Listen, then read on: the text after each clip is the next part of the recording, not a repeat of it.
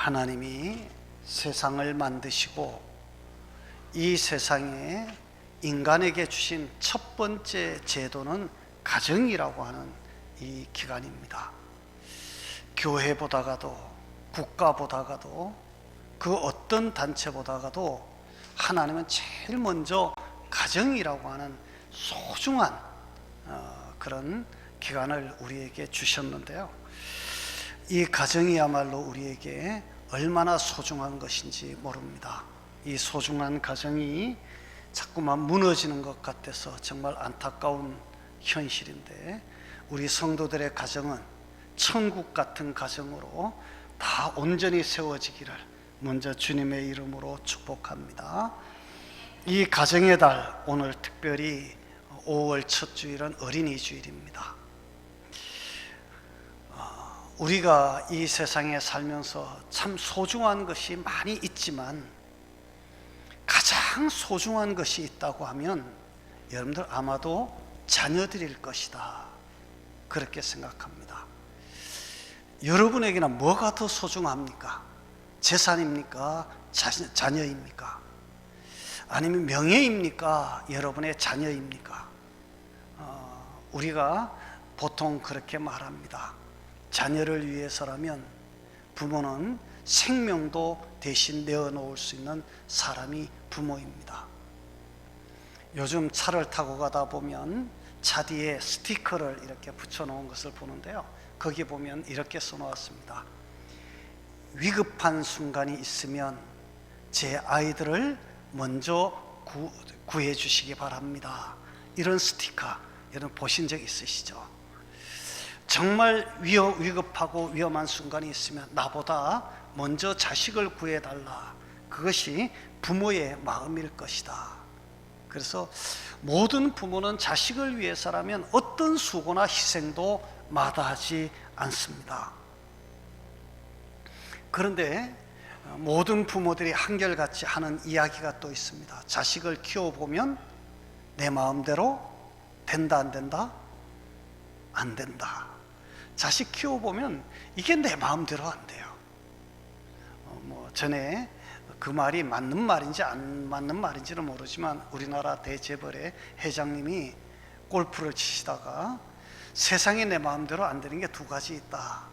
하나는 골프가 내 마음대로 안 되고 하나는 자식이 내 마음대로 안 되더라, 그런 얘기를 했다고. 그래서 한번 유행했던 말이 있는데요, 정말 자식이 내 마음대로 안 되는 것 같습니다. 그러다가 보니까 많은 부모들이 한결같이 가슴을 치면서 하는 말이 있습니다. 야, 부모 노릇하기 참 힘들다. 여러분, 부모 노릇하기 힘들다 공감하십니까? 정말 부모 노릇하기 힘든 시대가 요즘입니다.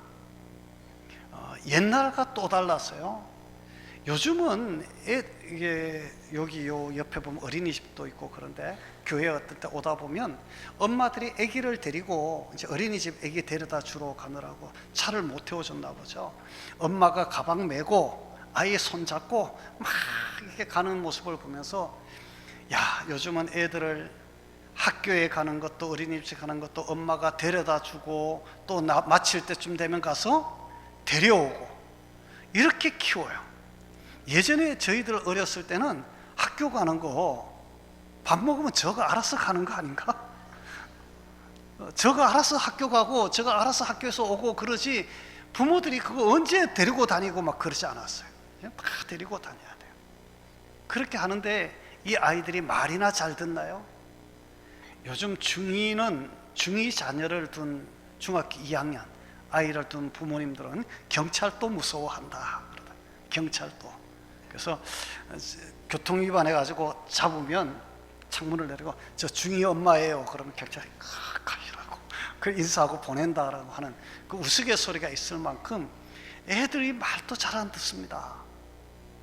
그래 억지로 어떻게 키워놓고 이제 고등학교 이제 사춘기도 보내고 고등학교까지 가서 대학을 가면, 고등학교 다닐 때는 부모들이 막 하인이 되잖아요. 얘 기분이 어떤가 그 기분 살피고 얼굴 살피고, 그러면 제대로 말하고 싶어도 말도 못하고 눈치 보고 이렇게 애들을 막 떠받들어가면서 가르칩니다. 대학에 들어가면 그럼 걱정이 끝나나요? 아닙니다. 또 취직을 어떻게 할 것인지 걱정됩니다. 취직하면 다 끝나나요? 이제 이놈들 장가를 보내야 되고 시집을 보내야 되는데 결혼을 시켜야 되겠다. 결혼시키면 다 끝나나요?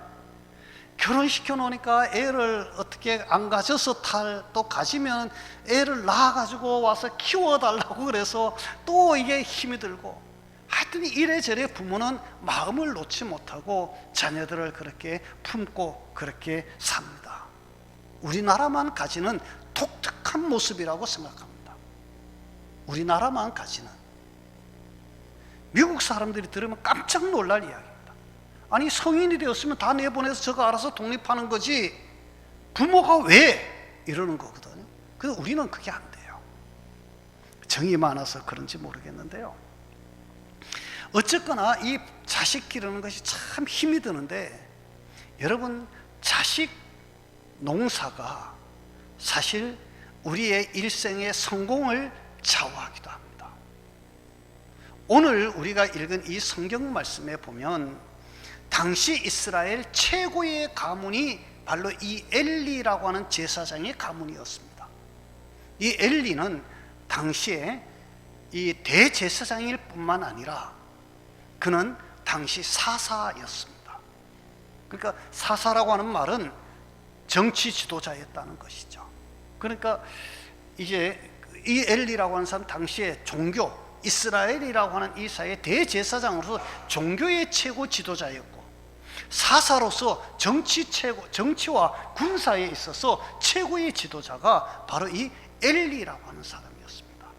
물론 성경에 보면 이 엘리가 참 무능한 사람이기도 하지만, 그러나 어쨌거나 그의 집안은 그 당시 그 사회에서는 최고의 가문이었어요. 돈도 있고 명예도 있고 권력도 있고 다 갖췄어요.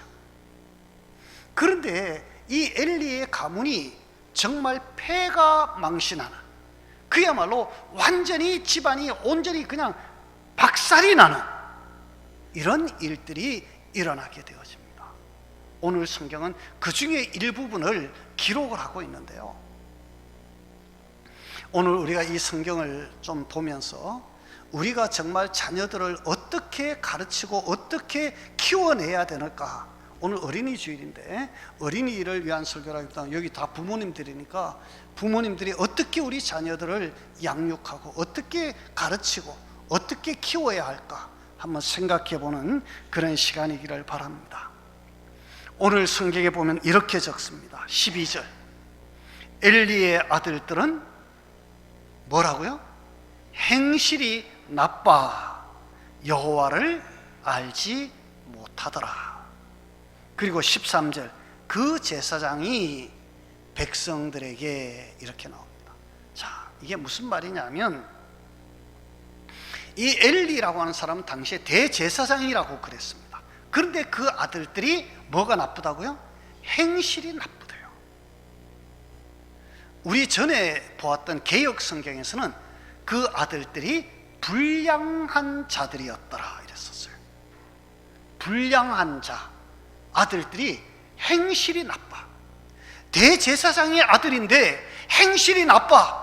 대제사장의 아들인데 그들이 불량한 자들이야. 여러분, 어떻게 해야 될까요? 목사의 아들이 불량한 자였더라, 목사의 아들이 행실이 나빴더라, 그 말하고 똑같은 말이거든. 그런데 이 목사보다 더한 거죠. 이 사람 대제사장이니까. 그러면서 그 아들들이, 이 아버지가 대제사장이니까 아들들은 당연히 제사장이었습니다. 그 아들들이 우리 성경에 보면 행실이 나쁠 뿐만 아니라 여호와를 뭐 했다고요? 알지 못하더라.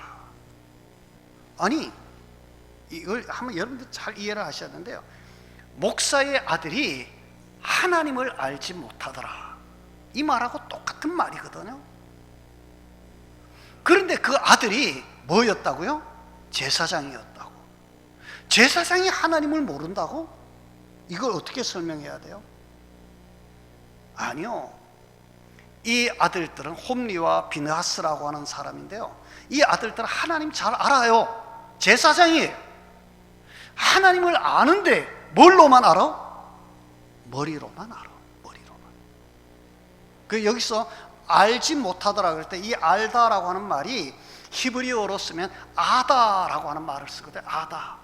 아다라고 하는 이 단어는 창세기에 보면 아담과 하와가 동침하니라고 할 때 동침이라고 하는 이 말이 아다라고 하는 단어거든. 똑같은 단어예요.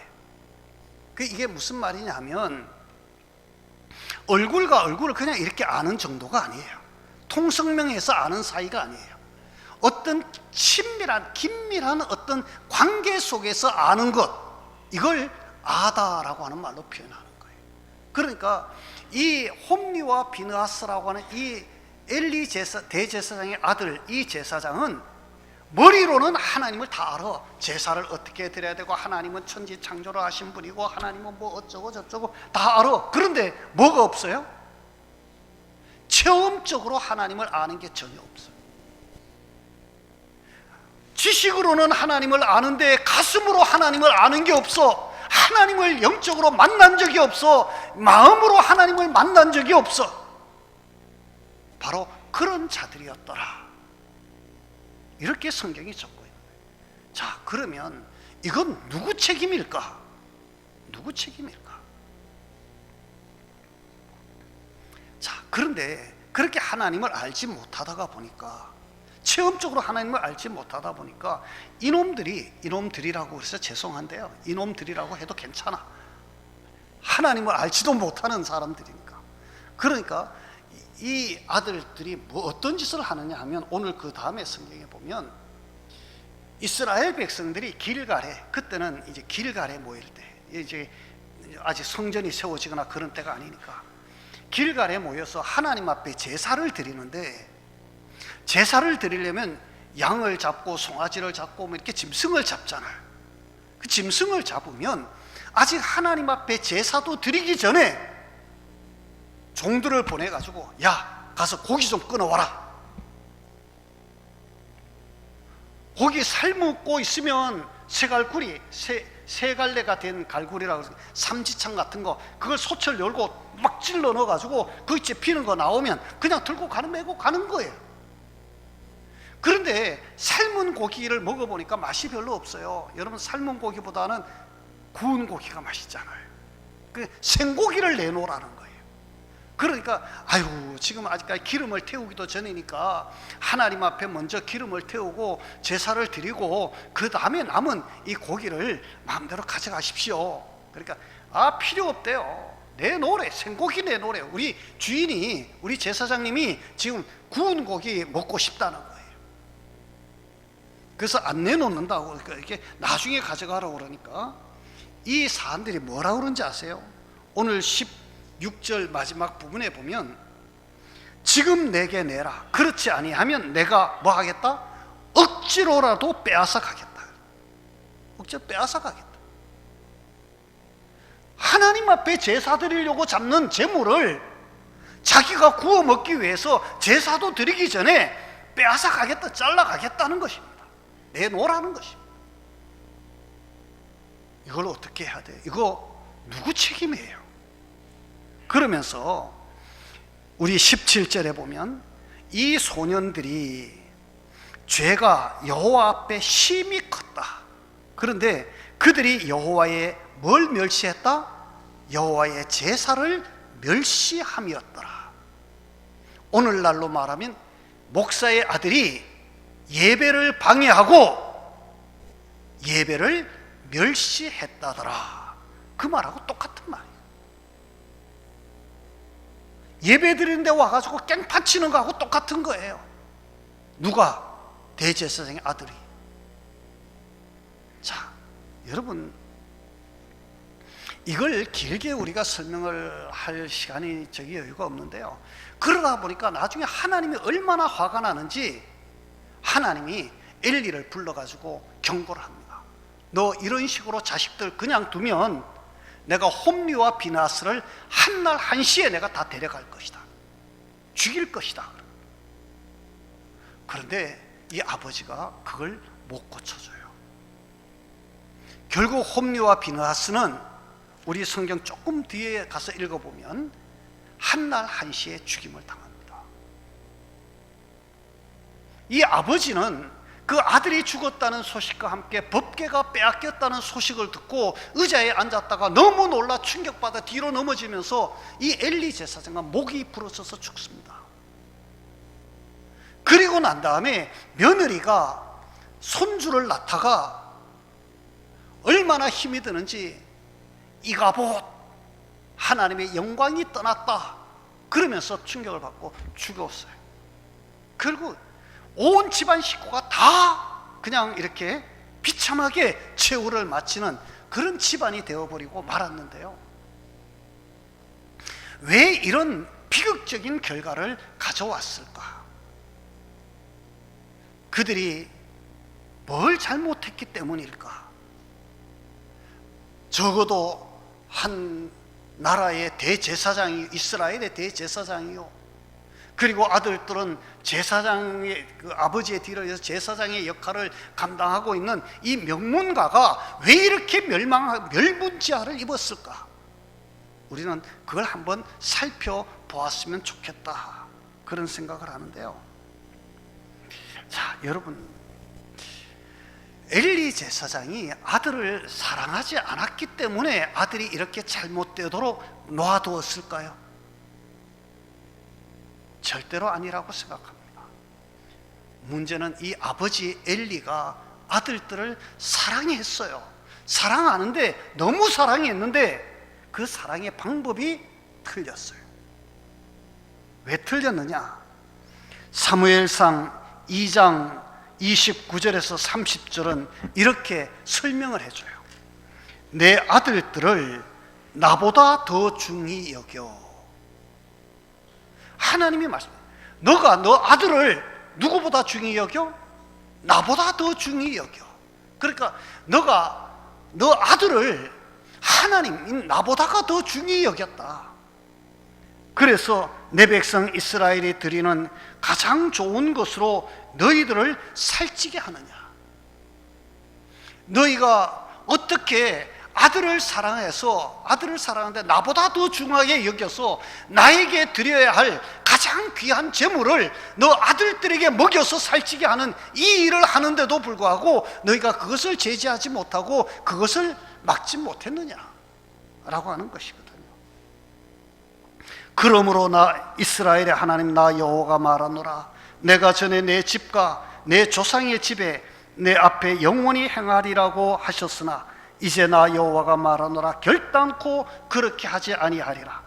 나를 존중히 여기는 자를 내가 존중히 여기고 나를 멸시하는 자를 내가 경멸히 여기리라. 무슨 말씀입니까? 너희가 나를 존중하지 않아. 그러니까 나도 너희를 뭐 하겠다?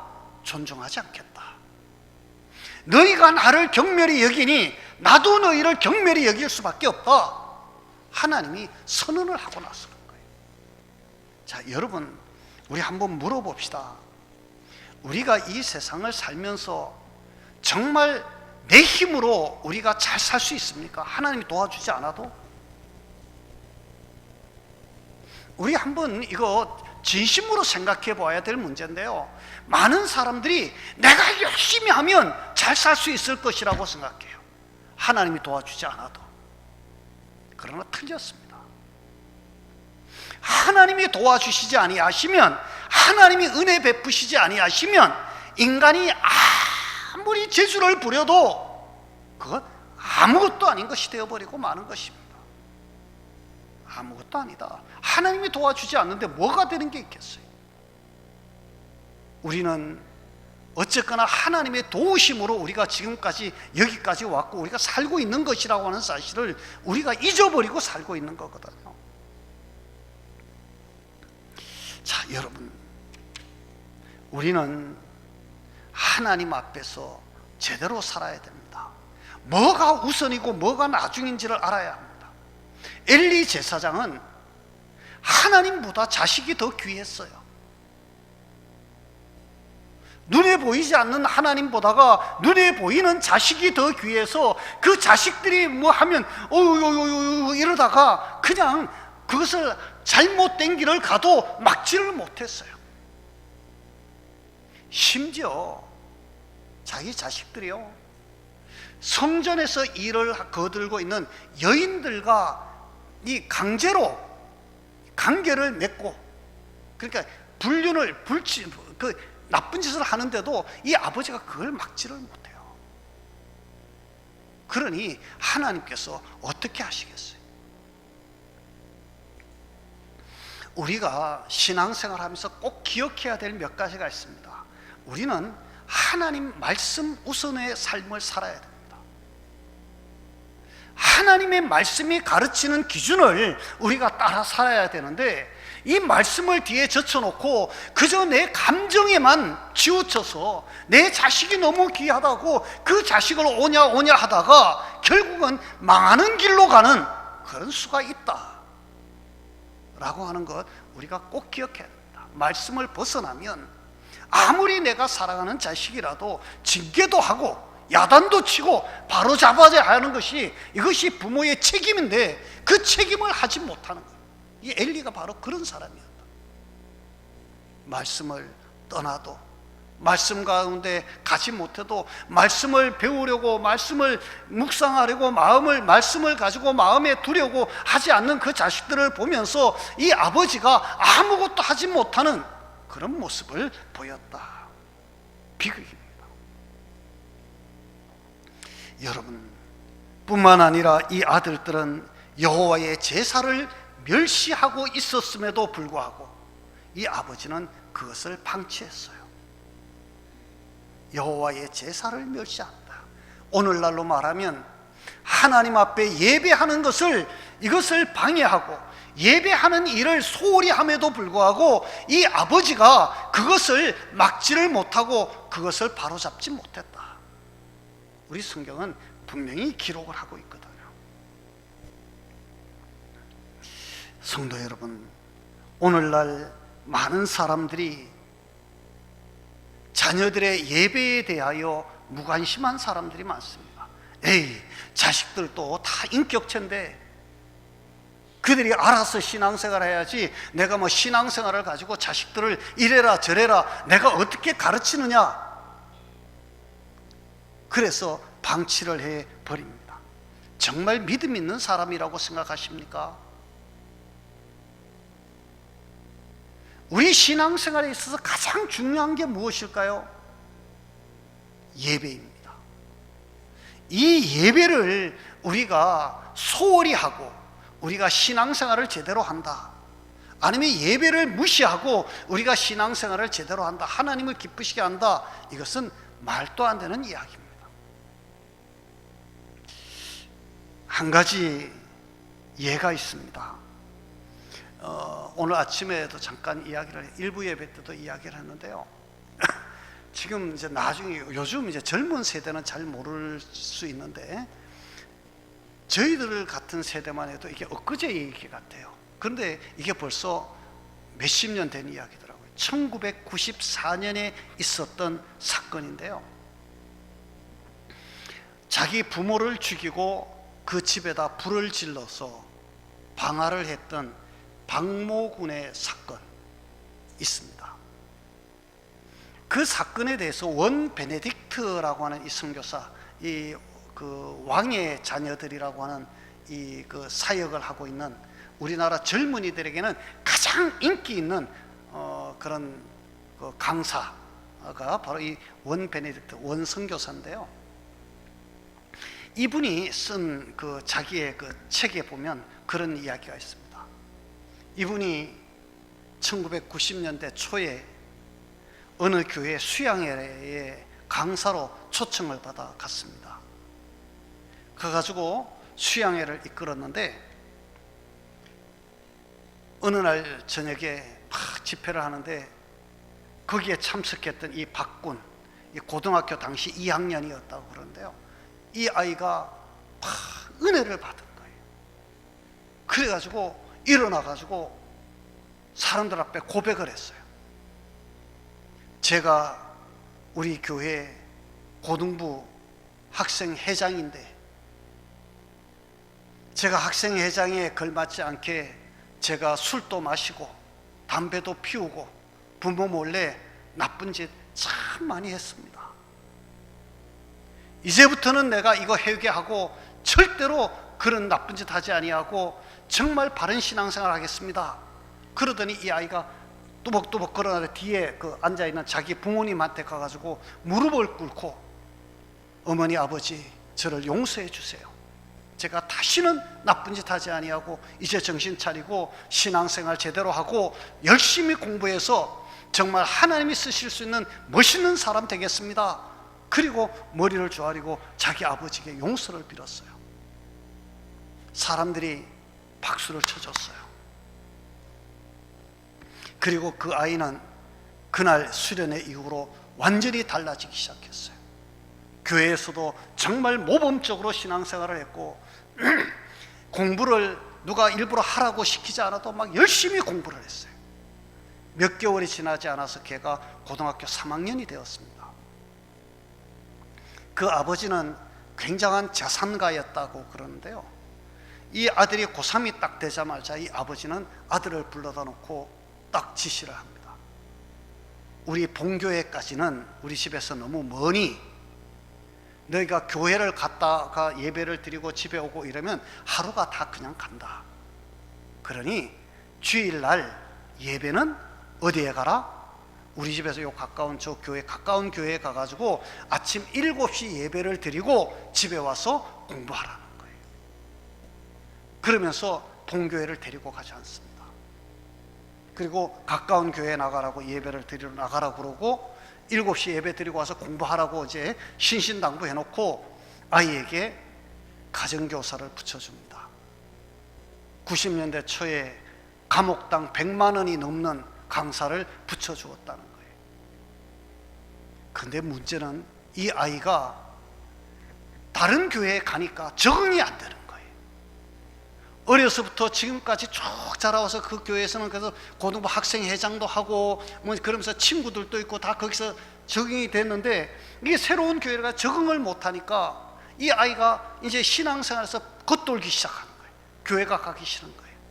아버지가 아침에 이제 나가는 거 보고서는 얘는 교회를, 가까운 교회 가는 척 하면서 교회를 가는 것이 아니라 다른 데로 빠지는 거예요. 친구들을 만나는 거예요. 다시 뭘 하기 시작했을까요?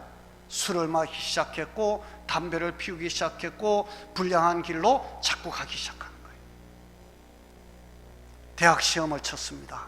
합격을 했을까요? 떨어졌을까요? 떨어졌지. 어떻게 아셔? 아이가 떨어졌어요. 떨어지고 나니까 그 부모가 이 아이를 미국으로 유학을 보냅니다. 이 아이는 미국으로 갑니다. 그런데 이제는 더 좋습니다. 누가 없어요? 간섭하는 부모가 없습니다. 세상 살판 났습니다. 집에서 돈은 부자니까 돈은 자꾸 보내주지, 이 아이가 그 돈을 가지고 어디를 갔을까요? 라스베가스를 찾아가기 시작합니다. 도박을 합니다. 그러다 보니까 문제가 점점 생겼고 고국에 있는 부모가 알게 되었습니다. 아버지가 난리가 났습니다. 당장 돌아오라고. 이 아이는 아버지한테 연락도 하지 아니하고 비행기를 타고 한국으로 돌아옵니다. 그리고 친구를 하나 불러가지고 자기 집에 강도질을 하러 들어갑니다. 친구하고 자기 집에 강도를 하러 들어간 거예요. 들어갔는데 뭘 이렇게 훔치려고 이제 자기 집 어디에 뭐가 있는지 대강 아니까 하는데 아버지가 불쑥 나타난 거예요. 어떻게 했을까요? 찔러버렸습니다. 한 번 딱 찌르고 나니까 얼마나 얘가 열받쳤는지 그 아버지를 막 난자를 하기 시작했습니다. 한 번 찌르고 칼을 빼고 만 것이 아니라 계속 찔러 30몇 군데를 찔러버립니다. 그 비명소리를 듣고 엄마가 쫓아왔습니다. 엄마도 찔러버립니다. 그 자리에서 다 부모가 죽습니다. 피가 낭자하게 얽힌 그 집은 증거를 인멸한답시고 그 아이는 그 집에다가 불을 질러버립니다. 그래서 그 집이 완전히 불타고, 그래서 그 아이가 잡혀가지고 이제 잡힌 그것이 막 TV라든지 신문에 막 뉴스로 막 도배가 되기 시작했습니다. 난리가 난 것이죠. 원 선교사가 그 사진을 보고 어디서 본 아이인데 싶어서 자꾸 생각하다가 자기가 그 전에 수양에 갔던 그 교회에다 전화를 했더니 그 아이가 맞다고 하는 거예요. 이 원선교사가 그 아이의 집을, 그 아이가 있는 교도소를 찾아갑니다. 만나가지고 이렇게 물었답니다. 너 예수 믿냐? 너 천국 갈 수 있겠냐? 물었더니 이 아이의 대답이 예, 나는 천국 갑니다. 나는 일생을 살면서 고등학교 2학년 그때가 제일 행복했습니다. 그런데 우리 부모가 나를 이렇게 만들었습니다. 지금 나는 이렇게 가지만 제일 불쌍한 것은 제 동생입니다. 선교사님, 제 동생을 위해서 기도해 주세요. 그렇게 이야기했다고 그 원선교사의 책에 보면 기록을 하고 있어요. 자, 여러분, 여기에서 무엇이 문제라고 여러분 생각하십니까? 문제가 이 아이가 나빠서 나쁜가요? 아니면 그 부모가 잘못한 것인가요? 우리는 아니 세상에 어떤 놈의 자식이 그런 놈의 자식이 있냐고 야단을 치지만 그 아이를 그렇게 만든 사람은 결국 누구였을까? 바로 그 부모였습니다. 아버지였습니다. 공부가 도대체 그게 뭐길래 그 공부 그러다가 아이를 신앙생활 예배조차 제대로 드리지 못하도록 그렇게 내몰았을까? 왜 잘 신앙생활하고 예배 잘 드리고 있는 교회를 못 나가게 하면서 그렇게 낯선 교회로 그를 강제로 또 밀어내었을까? 여러분, 이 아버지가 예배 방해자 아닌가요? 제가 이거 시간이 조금 가는데 제가 부목사를 할 때 그 교회에도 그런 일이 하나 있었습니다. 전에도 한번 제가 얘기를 했었던 것 같은데요. 아버지가 북한에서 6.25 전쟁 때 뭐 어떻게 하다 남쪽에 내려왔다가 휴전선이 갈리는 바람에 북한으로 돌아가지 못한 사람이었었어요. 혼자 고아처럼 남쪽에 버려진 거예요. 근데 이 아버지가 의지가 너무 강해서 혼자서 열심히 공부하고 막 이제 저게 뭐라 그럴까 자립하고 막 이래가지고 결국 그 아이가 서울대학교를 들어갔어요. 서울대학교 영문학과 졸업하고 서울대학교 대학원을 졸업하고 그리고 강남에서 유명한 학원 강사가 돼서 재산을 많이 모았어요. 그리고 자기 자식이 있는데 자식을 어릴 때부터 막 공부를 시켜서 이 의지할 곳 없는 이 자본주의 사회에서 살 수 있는 것은 너 머리밖에 없다. 아이를 열심히 가르쳤어요. 초등학교 다닐 때는 부모가 열심히 하면 애가 따라올 수밖에 없잖아요. 공부를 잘했어요. 학교에서 1등을 놓친 적이 없대요. 중학교도 열심히 공부해서 성적을 놓친 적이 없대요. 고등학교 들어가서도 열심히 부모가 막 그렇게 하니까 애가 공부를 잘했어요. 고등학교 2학년이 되었는데 늘 전교 1등 하던 애가 고등학교 2학년 때 뭐 하다가 어떻게 시험을 쳤는데 성적이 2, 3등으로 떨어져 버린 거예요. 그 2, 3등 떨어질 수도 있는 거지. 그 아버지가 그 아이를 지하실로 끌고 내려가 가지고 자기 혁대를 풀어가지고 가죽 혁대를 가지고 아이를 좁히기 시작했어요. 이 새끼가 정신을 못 차리고 공부만 하면 되는데 공부를 안 하고 엉뚱한 짓 하다 성적을 떨어뜨렸다는 거죠. 그러니까 이 아이가 몇 대 처음에는 맞다가 성질 나니까 아버지한테 덤벼들었습니다. 딱 팔을 붙들고 힘으로 덤벼드니까 고등학교 2학년 아들을 아버지가 무슨 수로 힘으로 이기겠어요? 아버지를 확 밀쳐내고 아들이 도망을 가버렸어요. 아버지가 열을 받았어요. 뭐 어떻게 해도 이 아이가 그때부터 빗나가기 시작하는데요, 대책이 없어요. 대학 입학 그때 수능인가요? 뭐 그때 예비고사 수능이잖아요. 시험을 치러 갔는데요. 이 아이가요, 아버지한테 반항심이 있어서 그랬는지 수능 시험에다 백지로 내고 나와버린 거예요. 시험을 치러 가가지고 백지 내고 그냥 나오는 거예요. 뭐 부모가 어떻게 해볼 방법이 없어. 부모가 따라가서 시험을 대신 써줄 수도 없고 백지 내고 나오는 거예요. 다시 막 또 달래가지고 학원을 보내고 또 공부 막 해. 그 다음에 가가지고요, 재수를 해가지고 또 시험 보러 가죠. 이번에 이름을 안 쓰고 나오는 거예요. 자기 이름 안 써. 표시도 안 해. 나와요. 아버지가 너무 열을 받아가지고요, 술을 먹고 저 용문산에 가가지고 어떻게 잘못해가지고 그냥 낭떠러지에 떨어졌어요. 집에서는 어디 갔는지도 모르고 실종 신고를 했어요.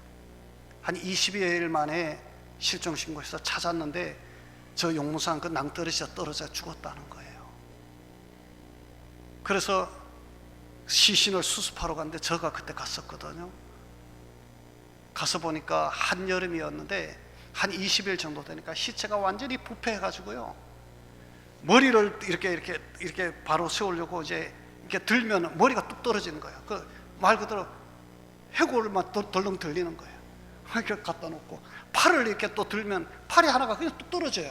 그 팔 하나 주워가지고 또 이쪽 갖다 놓고 이렇게 해가지고 수습을 해가지고 그 시신을 제가 메고 산꼭대기까지 올라왔다는 거 아니에요? 부목사 때. 그런데 문제는요, 그 아버지 장례를 치르는 동안요, 그 아들과 딸은 한 번도 눈물을 보인 적이 없어요. 한 번도 눈물을 보인 적이 없어요. 자, 여러분, 그 공부가 도대체 뭐길래, 왜 부모가 자식을 그렇게 몰아붙여서 그 지경을 만들었을까? 여러분, 이거 비극 아닙니까?